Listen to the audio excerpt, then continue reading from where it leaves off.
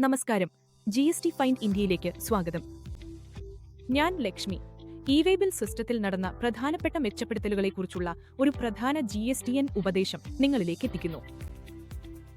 ഡേറ്റയുടെ വിശ്വാസ്യതയും ചരക്കുകളുടെ ഗതാഗതത്തിന്റെ ട്രേസബിലിറ്റിയും മെച്ചപ്പെടുത്തുന്നതിനായി GSTN ഇ-വേ ബിൽ പോർട്ടലിൽ പ്രധാനപ്പെട്ട മാറ്റങ്ങൾ അവതരിപ്പിച്ചിട്ടുണ്ട്.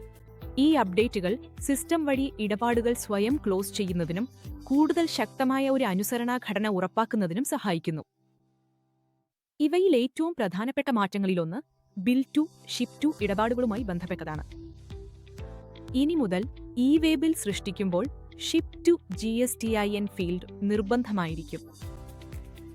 കൺസൈനി രജിസ്റ്റർ ചെയ്ത വ്യക്തി അല്ലെങ്കിൽ ഷിപ്പ് ടു GSTIN ഫീൽഡിൽ URP എന്ന ടാക്സ് പേയർമാർ നിർബന്ധമായും നൽകണം. GSTN ഒരു പുതിയ വോളണ്ടറി ഇ-വേ ബിൽ ക്ലോഷർ സൗകര്യവും അവതരിപ്പിച്ചിട്ടുണ്ട്. ചരക്കുകളുടെ ഡെലിവറി പൂർത്തിയായതിനു ശേഷം ഇ-വേ ബിൽ ക്ലോസ് ചെയ്യാൻ ഈ സൗകര്യം അനുവദിക്കുന്നു. ഇനി മുതൽ സപ്ലയർ അല്ലെങ്കിൽ റെസിപ്പിയന്റിന് ഇ-വേ ബിൽ ക്ലോസ് ചെയ്യാൻ കഴിയും.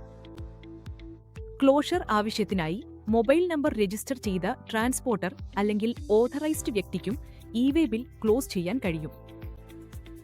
ക്ലോഷർ പോർട്ടലിൽ നിന്ന് ഇ-വേ ബിൽ അടിസ്ഥാനത്തിലോ തീയതി അടിസ്ഥാനത്തിലോ നടത്താം. നിങ്ങൾക്ക് ഈ ഓപ്ഷനുകൾ പോർട്ടൽ ഡാഷ്ബോർഡിൽ നേരിട്ട് ഉപയോഗിച്ച് ഇടപാടുകൾ കാര്യക്ഷമമായി നിയന്ത്രിക്കാം. ഇനി ക്ലോഷർ ആവശ്യത്തിനായി പ്രത്യേകമായൊരു മൊബൈൽ നമ്പർ നൽകാൻ കഴിയും. വാഹന അപ്ഡേറ്റുകൾക്കോ കൺസോളിഡേറ്റഡ് ഇ-വേ ബിൽ പ്രവർത്തന സമയത്തോ ഈ നമ്പർ അപ്ഡേറ്റ് ചെയ്യാനും കഴിയും.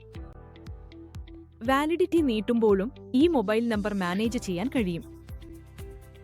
ഡ്രൈവർമാരോ അധികൃതരായ വ്യക്തികളോ കോമൺ പോർട്ടൽ ഉപയോഗിച്ച് OTP സ്ഥിരീകരണത്തിലൂടെ ഇ-വേ ബിൽ ക്ലോഷർ ചെയ്യാൻ GSTN സൗകര്യമൊരുക്കിയിട്ടുണ്ട്.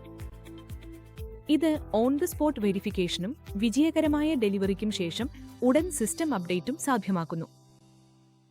ഇ-വേ ബില്ലുകൾ ഡെലിവറി നടന്ന അതേ ദിവസം അല്ലെങ്കിൽ അതിന് തൊട്ടടുത്ത ദിവസം സ്വമേധയാ ക്ലോസ് ചെയ്യാൻ കഴിയും. മറ്റൊരു പ്രധാന അപ്ഡേറ്റ് ERP വെൻഡേഴ്സിനും GSPകൾക്കും ASPകൾക്കും API ഇന്റഗ്രേറ്റർമാർക്കുമാണ്.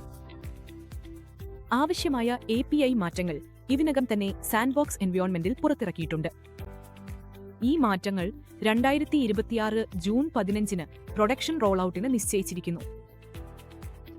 സ്റ്റേക്ക് ഹോൾഡേഴ്സ് പുതുക്കിയ API സ്പെസിഫിക്കേഷനുകൾ പരിശോധിക്കുകയും സാൻഡ്ബോക്സ് എൻവയോൺമെന്റിൽ ടെസ്റ്റിംഗ് നടത്തുകയും ചെയ്യണം.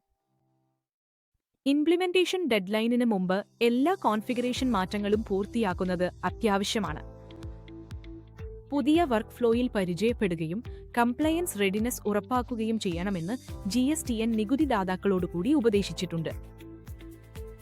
ലൈവ് ട്രാൻസിഷനിൽ തടസ്സങ്ങൾ ഒഴിവാക്കാൻ നിങ്ങളുടെ സിസ്റ്റങ്ങൾ ആന്തരികമായി സമഗ്രമായി ടെസ്റ്റ് ചെയ്യുക.